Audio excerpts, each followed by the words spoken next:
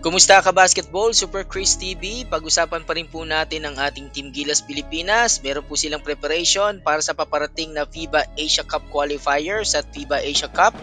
At yan nga po yan sa may Doha, Qatar. Ayan. At ito ka basketball sa pinaka-latest na balita natin dito sa Gilas, maaaring hindi maglaro ng buo o kumpleto itong sina Justin Brownlee at AJ Edu dito sa paparating na tournament dito nga po sa may Doha, Qatar. At sinabi ni Coach Tim Cone na maaari din na limitado lamang yung kanilang playing time. At yan po yung tinutukoy niya dito na load management dito sa ating Team Gilas Pilipinas. Naintindihan natin yung kabasketball dahil pinag-iingat nga nitong si Coach Tim Cone itong ating mga player at ayaw niya na magkaroon pa uli ng panibagong injury dito sa mga players ng ating Team Gilas dahil alam naman natin yung nangyari dito kay Kai Sotto.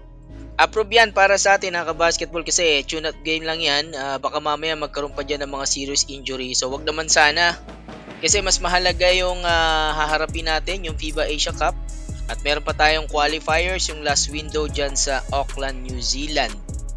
Nauna nang sinabi nitong si Coach Tim Cone na hindi na rin makakasama dyan itong si Japet Aguilar due to personal reasons. Pero kinumpirma naman ng Team Gilas at nitong si Coach Tim Cone na makakapaglaro at makakabalik na itong si Kevin Kiambao dito sa ating Team Gilas matapos nga pong makarecover dito sa kanyang injury. At nakapaglaro na rin si Kevin dito sa kanyang team sa Sono, dyan nga po sa may KBL. Kabasketball, sinabi ni Coach Tim Cone na malaking parte at role yung gagampanan nitong si AJ Edu. Ngayon yung wala na tong si Kai Sotto, ay siya yung isang aasahan natin dito sa ating Team Gilas. Kasama itong si Junmar Fajardo at si Japet Aguilar. Yan. Actually, excited na itong si Coach Tim Cone dito sa pagbabalik nitong si AJ Edu dito nga po sa ating Team Gilas. At sayang nga lang at wala itong si Kai Sotto. So malapit na yan kabasketball, abangan natin, halos nasa 2 weeks na lang. After nyan ay didiretso na sila dyan sa may Auckland, New Zealand. So yun mga kabasketball, yung latest na balita dito sa ating Team Gilas. Sang-ayon naman tayo dito kay Coach Tim Cone na ayaw niyang mapuwersa itong ating mga bata dito sa Gilas. At bibigyan niya lamang ng limited minutes or playing time itong si Justin Brownlee at itong si AJ Edu. Si Japet Aguilar out na dito sa may Qatar tournament. So yun kabasketball, parang warm up lang yung gagawin nila siguro rito, no? Pero mahalaga pa rin, sabi nga natin, may kita natin kung paano yung magiging takbo nitong ating Gilas nang wala itong si Kai Sotto dahil bago na naman sa sistema itong si AJ Edu. First time niya na makakapaglaro uli under Coach Tim Cone. Although sumasama na siya sa mga practice dati.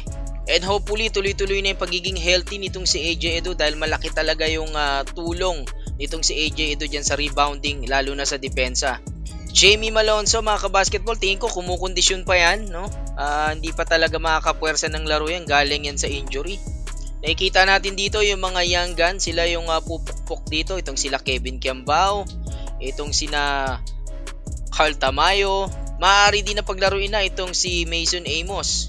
So yung kabasketball, palapit na ng palapit malapit na tayo dito sa huling window ng FIBA at dito sa FIBA Asia Cup. Meron nga lang tayong bad news dahil kumpirmado na hindi na nga makakapaglaro itong si Kai Sotto dito sa FIBA Asia Cup. Yun lang kabasketball, hindi na siya aabot kasi ilang buwan niya magpapagaling, maaaring lumagpas pa ng 1 taon. Though naging successful yung kanyang surgery. Yun kabasketball, salamat sa laging pagsubaybay. Good luck sa ating Team Gilas. Don't forget to like, share, and subscribe. This is Super Chris TV.